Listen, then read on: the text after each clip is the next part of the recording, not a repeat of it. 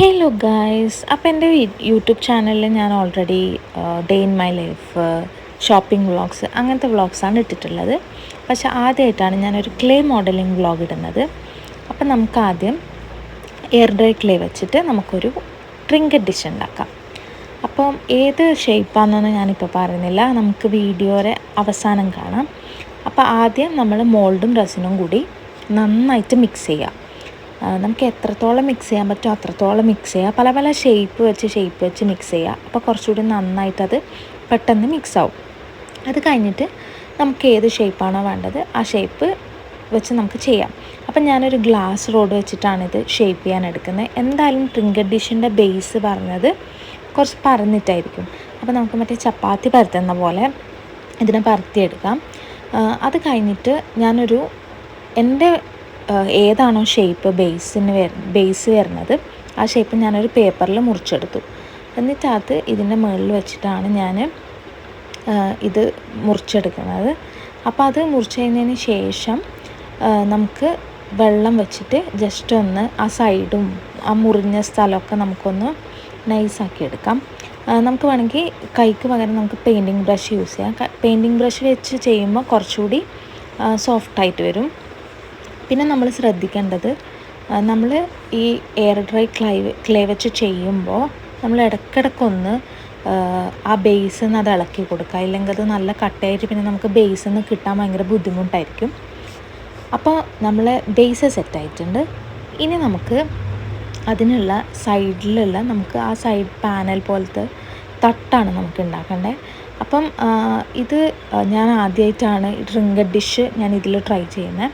അപ്പം ട്രിങ്കറ്റ് ഡിഷിൻ്റെ ഒരു പ്രത്യേകത എന്ന് പറഞ്ഞാൽ അതിൻ്റെ സൈഡ് കുറച്ച് നീളം വേണം.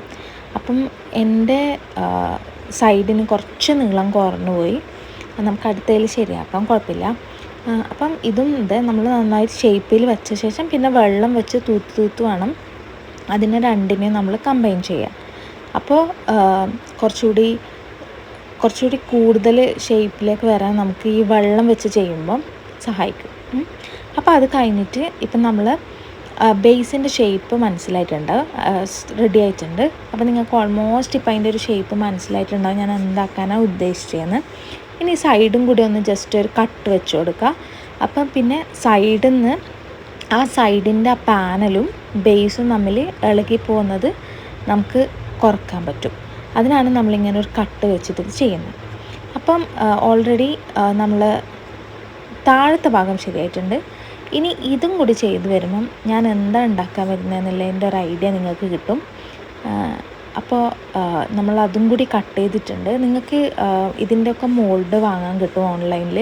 അതുണ്ടെങ്കിൽ നമുക്ക് കുറച്ചുകൂടി പെട്ടെന്ന് ചെയ്യാൻ പറ്റും. എൻ്റെ കയ്യിൽ ഇല്ലാത്തതുകൊണ്ടാണ് ഞാൻ ഫുള്ള് കൈവച്ച് ചെയ്യുന്നത്. അപ്പം ഗൈസ്, ഞാൻ സ്ട്രോബെറിയുടെ ട്രിങ്കറ്റ് ഡിഷാണ് ഉണ്ടാക്കുന്നത്.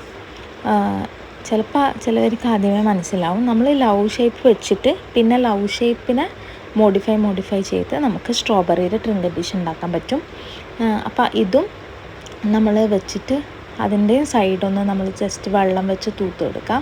പിന്നെ സ്ട്രോബെറിയിൽ ഇങ്ങനെ ചെറിയ ഒരു ഇതുണ്ടാവില്ലേ, ഒരു ഹോൾ പോലെ, അതാണ് ഞാൻ രണ്ടാമത് ഉണ്ടാക്കിയത്.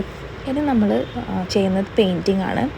അപ്പം ഞാൻ ആദ്യം വെച്ച് കുറച്ചുകൂടി ഈസ്തറ്റിക്കായി ചെയ്യാൻ വെച്ചിട്ടാണ് ഞാൻ പിങ്ക് അടിച്ചിട്ട് പിങ്കും പച്ചയും വെച്ച് ചെയ്യാമെന്ന് വിചാരിച്ചു.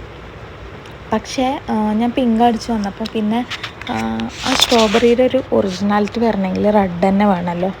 അപ്പോൾ പിന്നെ ഞാൻ വെച്ചു ഓക്കെ, എന്നാൽ നമുക്ക് ഫസ്റ്റ് പിങ്ക് വെച്ച് ബേസ് കോട്ട് അടിച്ചിട്ട് ഒന്നുകൂടി അതിൻ്റെ മുകളിൽ റെഡ് വെച്ച് ചെയ്യാമെന്ന് വെച്ചു.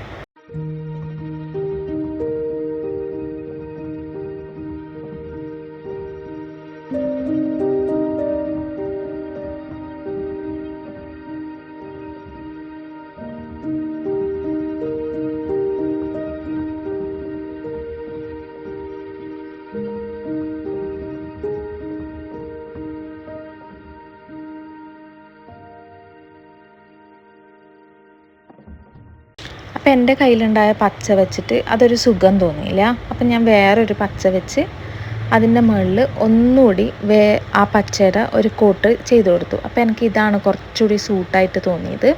പിന്നെ ആ പിങ്ക് ചേരാത്തത് കൊണ്ട് ഞാൻ വെച്ചു ഓക്കെ, നമുക്ക് സ്ട്രോബെറി റെഡ് തന്നെ ആക്കാമല്ലോ എന്ന് വെച്ചിട്ട് ഞാൻ വീണ്ടും റെഡ് തന്നെ അടിച്ചു കൊടുത്തു. റെഡ് വെക്കുമ്പോഴാണ് നമുക്ക് ആ സ്ട്രോബെറിയുടെ ആ ഒരു ഒറിജിനാലിറ്റി വരുന്നത്.